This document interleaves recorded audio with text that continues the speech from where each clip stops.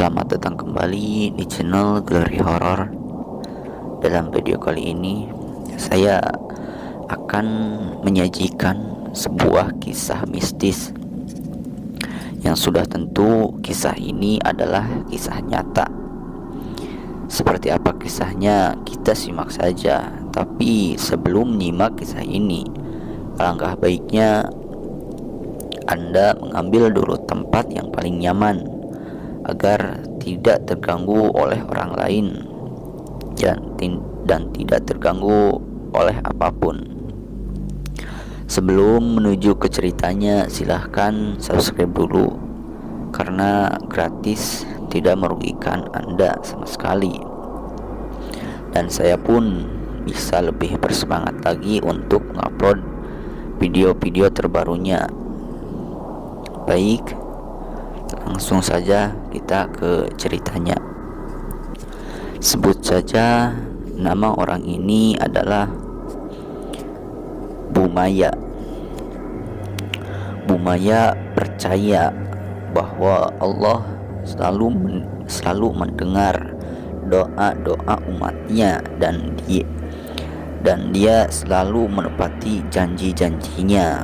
Maka itu Ibu Maya yakin 100% bahwa apa yang Ibu Maya minta akan dikabulkan oleh Tuhan, pasti.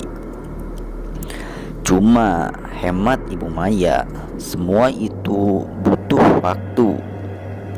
Tidak hari ini meminta lalu hari ini langsung diberikannya, atau bulan ini meminta bulan depan langsung diberi.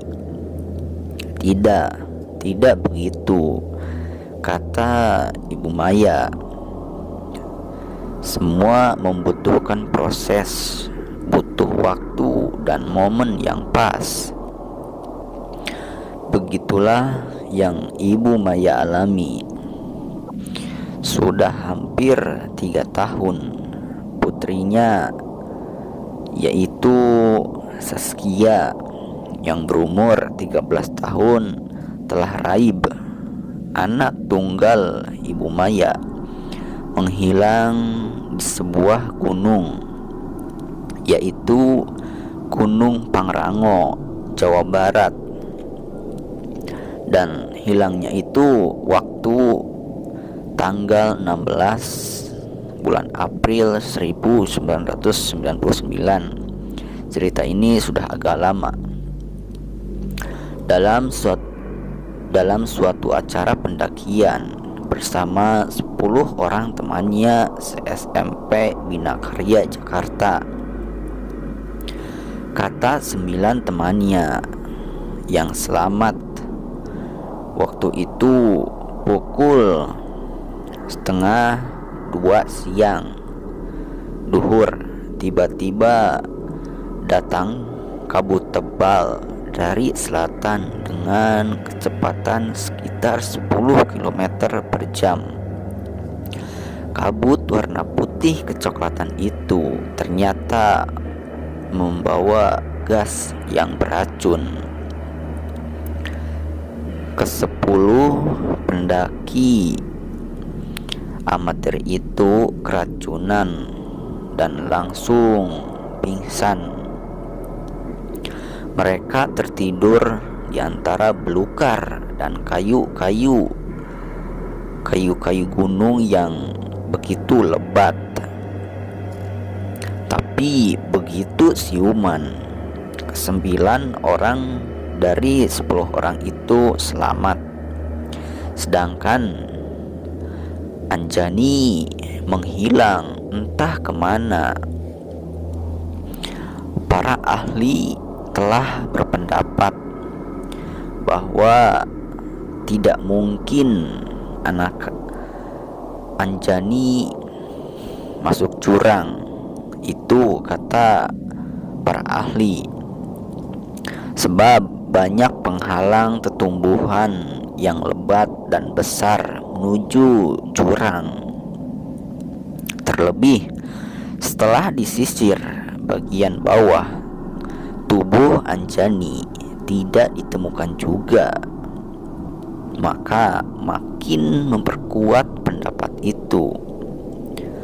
Setelah 3 bulan tim SAR mencari dan tidak menemukan, maka anak kami pun dinyatakan telah tewas.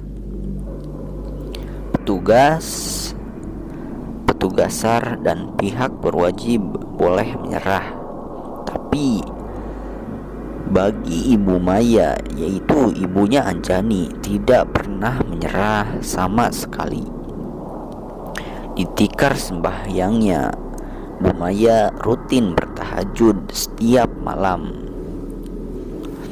Ibu Maya terus-menerus berkonsentrasi kepada Allah dan bersujud, meminta agar anaknya itu kembali dalam keadaan hidup dan selamat. Dari ayat suci yang Ibu Maya baca, makin yakin bahwa Allah akan memberi apa yang Bu Maya minta.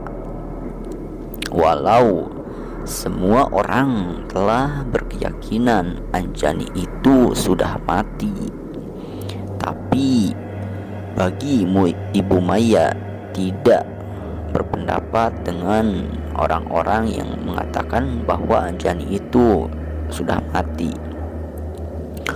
Begitu pula dengan Mas Indra, yaitu ayahnya Anjani sekaligus mantan suami Ibu Maya. Mas Indra yakin putrinya masih hidup dan akan kembali kepada kami. Aku dan Ibu Maya mendapatkan bisikan gaib.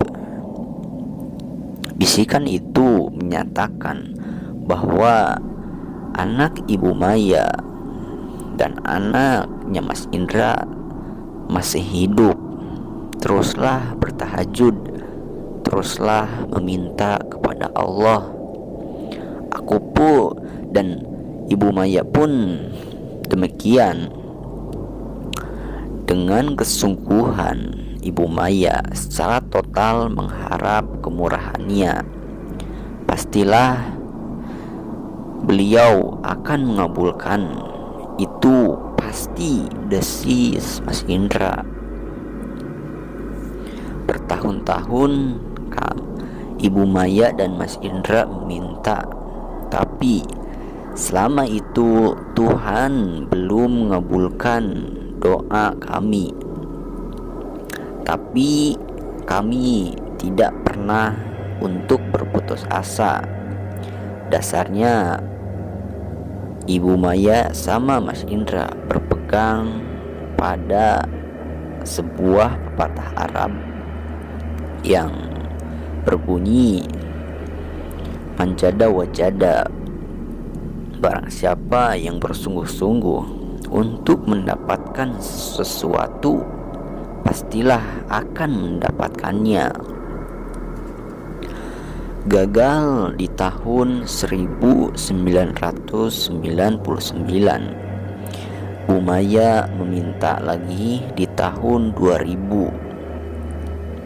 Gagal lagi di tahun 2000, Ibu Maya meminta lagi di tahun 2001. Gagal pada tahun 2001, Bu Maya meminta di tahun 2002. Segala upaya Ibu Maya kerahkan untuk mendapatkan anaknya supaya bisa kembali dalam keadaan hidup dan selamat. Bahkan beberapa orang pintar pun Ibu Maya datangi, bukan hanya di Jakarta, tapi juga Ibu Maya sampai pergi ke Toraja, Papua, dan Aceh untuk meminta bantuan orang-orang pintar. Pikir kami, selain minta pada Allah, Apa salahnya minta pula pada manusia yang jadi pilihan Allah sebagai mediator? Kalau kita orang biasa bisa kontak dalam waktu 7 tahun baru didengar, sedangkan orang pintar itu mungkin hanya butuh waktu 1 menit atau 1 jam. Sebab apa? Sebab mereka manusia khusus yang dipilih oleh Allah sebagai perpanjangan tangannya untuk membantu sesama manusia di kolong langit ini. Dalih Mas Indra. Ibu Maya sependapat dengan pandangan mantannya itu. Belakangan kami diperkenalkan tetangga dengan seorang ustadz yang umurnya masih relatif muda, yaitu pelaku supramistis ini tinggalnya ternyata tidak jauh dari Jakarta, seperti keyakinan Bu Maya sama Mas Indra. Sebut saja ustadz ini adalah Ustadz Wajana. Umurnya 38 tahun. Sebutlah begitu. Mendeteksi bahwa Anjani masih hidup. Dengan kaca pengilon dan batu sapir, Ustadz melihat wajah anak Bu Maya sedang meringkuk diberi makan oleh seekor makhluk aneh yang dikatakan Ustadz sebagai siluman macan. Anak Bu Maya ditawan oleh siluman macan, kata Ustadz Wajana.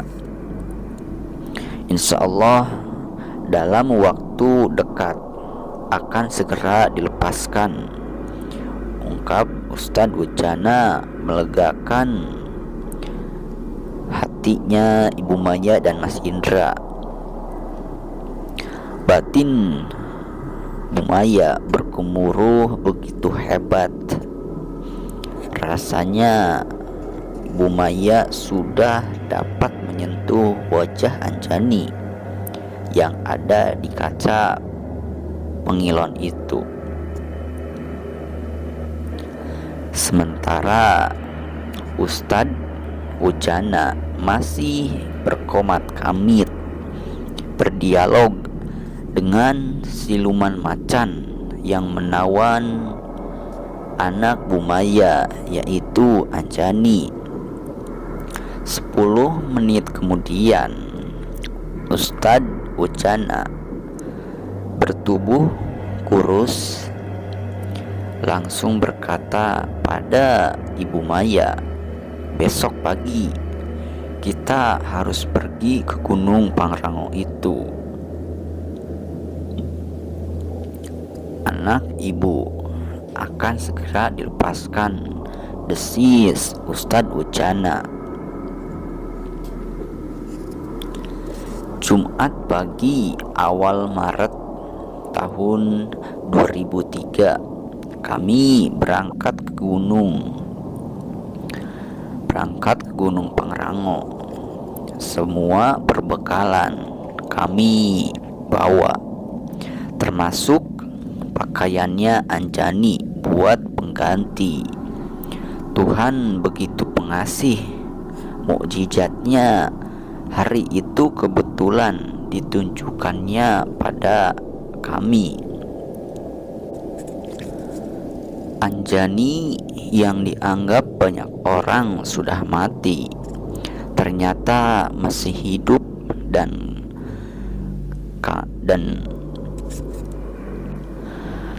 kami temukan di sebuah jurang di balik air terjun kaki gunung. Tubuhnya sangat lemah, tetapi dia masih hidup.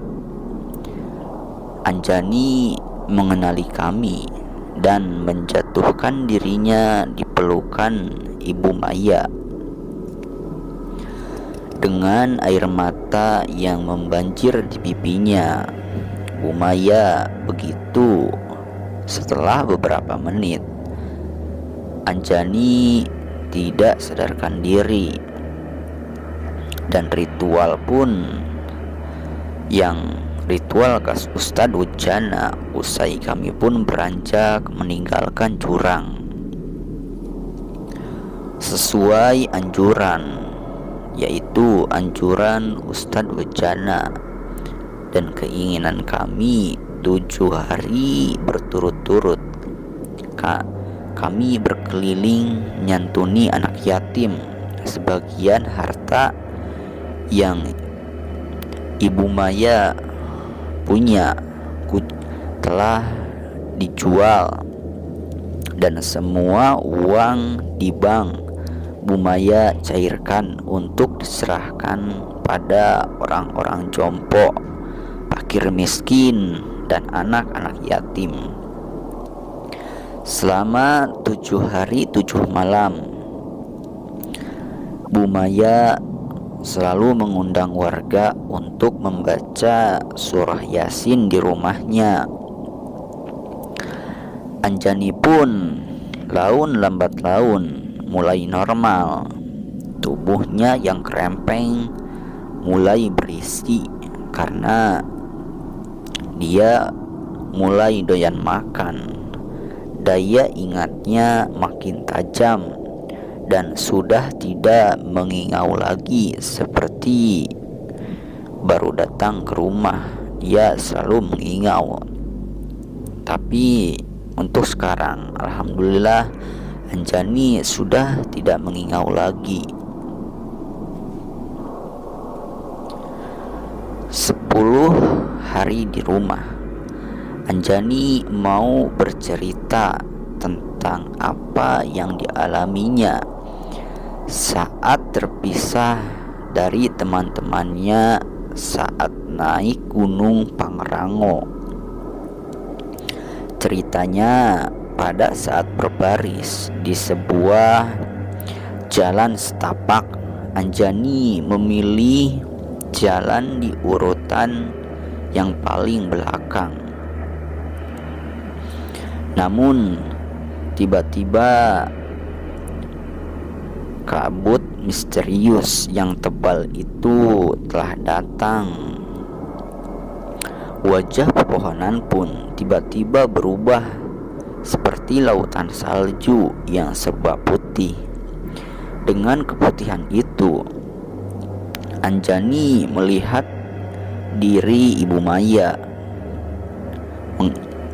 yaitu melihat ibunya menggapai di pertengahan lautan kabut itu. Ibunya terjulur seakan meminta Anjani datang dengan langkah yang pasti.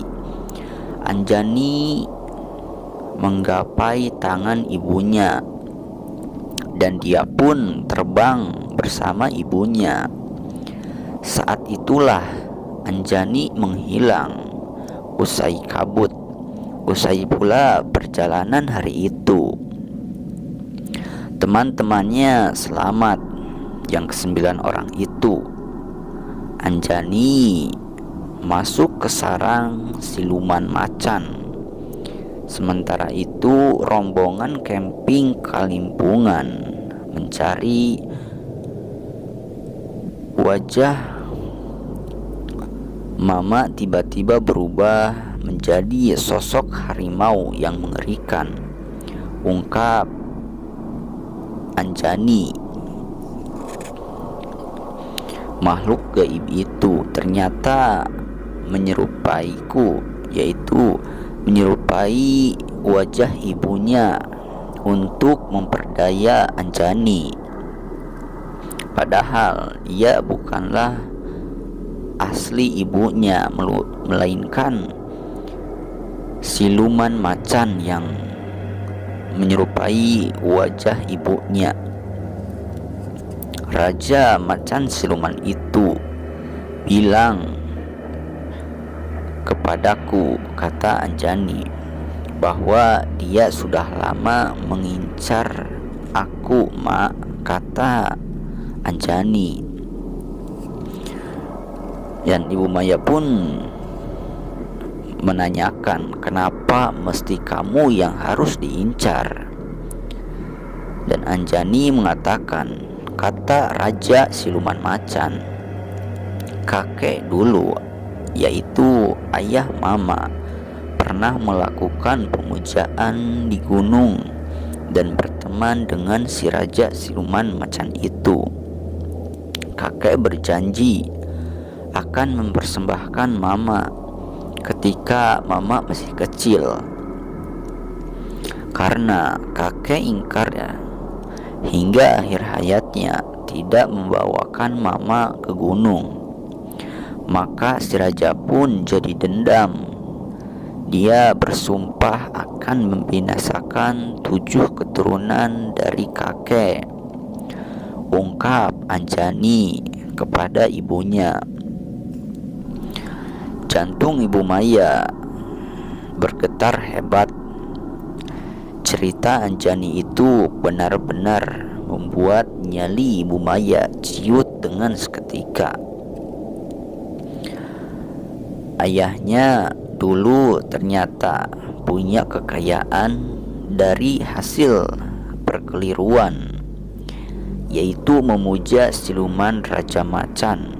Dengan begitu, berarti keselamatan Anjani, bukan berarti kasus mistik.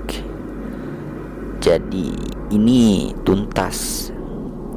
Siluman Raja Macan itu bisa pula suatu waktu mengambil Anjani kembali, atau anak Anjani bila suatu waktu beranak.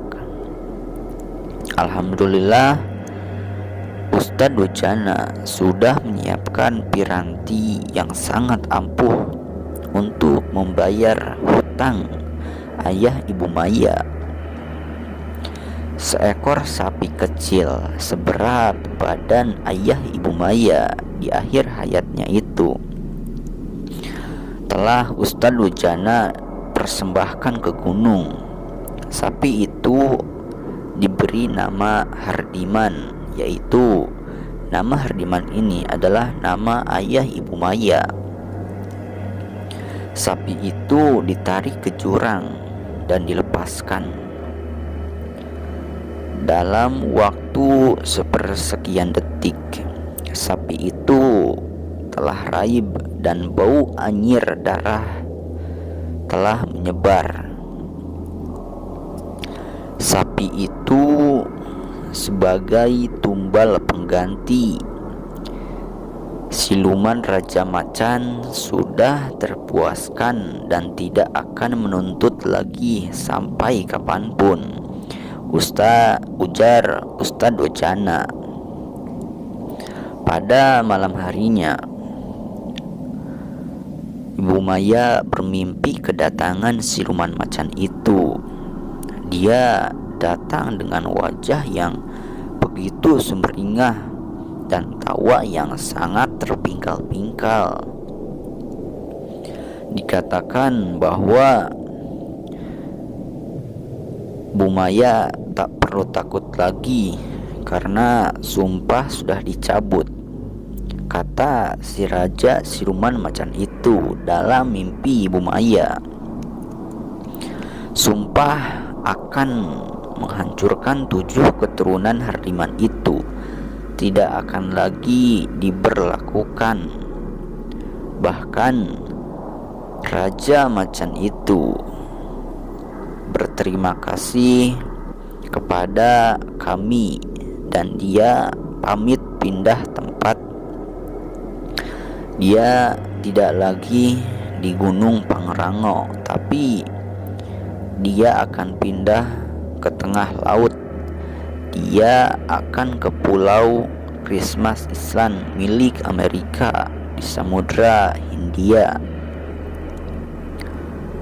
Selamat jalan Tuan Raja, jangan kembali lagi sampai kapanpun, kata Ibu Maya. Kurang lebih ceritanya seperti itu. Dan terima kasih sudah menyimak kisah ini. Untuk teman-teman yang mempunyai cerita-cerita horor atau cerita mistis, misteri, barangkali mau dibagikan ke channel Galeri Horor ini, bisa kalian kirim lewat email yang sudah saya cantumkan di deskripsi. Namun jangan lupa untuk subscribe channel ini karena tidak merugikan, dan nyalakan juga loncengnya agar tidak ketinggalan untuk video-video terbarunya, dan saya pun bisa lebih giat lagi untuk menguploadnya.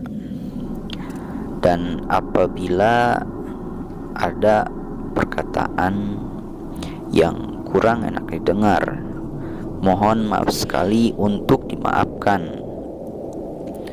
Dan saya mohon doa dan dukungannya dari teman-teman agar channel ini bisa makin maju terus.